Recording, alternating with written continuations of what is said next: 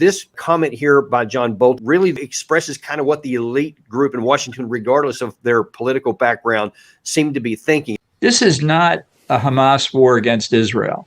This is not a Palestinian war against Israel. This is not an Arab war against Israel. This is an Iranian war against Israel through a number of surrogate terrorist organizations like Hamas, like the Houthis in Yemen, like Hezbollah in Lebanon and Syria, like the Shia militia groups in Iraq and Syria. All of these are part of the ring of fire strategy that Iran has been creating over the years. And to treat Gaza as the conflict is in itself a mistake. And the administration simply will not point the finger of responsibility at Tehran, which is the epicenter of all this.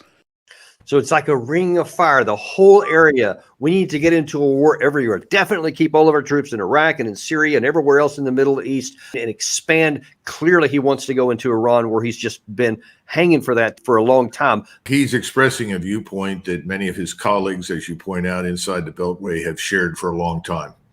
They have become very wealthy and prosperous as a result of advocating for war with Iran.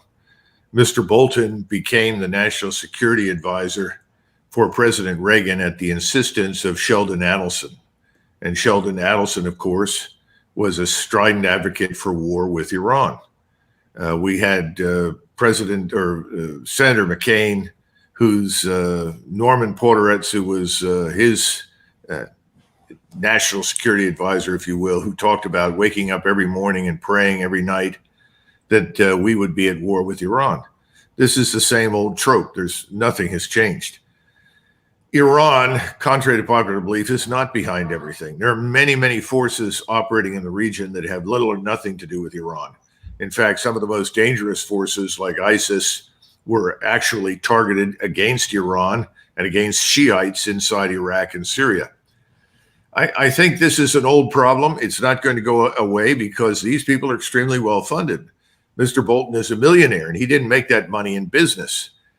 These are people that have benefited from the lobby. The lobby wants war. The lobby controls the House, the Senate, and right now the White House.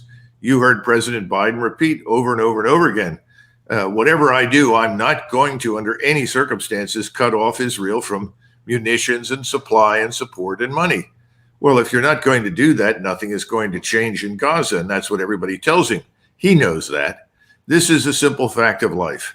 So what Bolton is telling us is nothing new, but it's not true. It's a lie. There are many, many other forces at play here.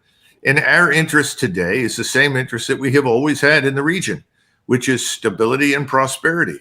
To get stability and prosperity, you need some measure of peace.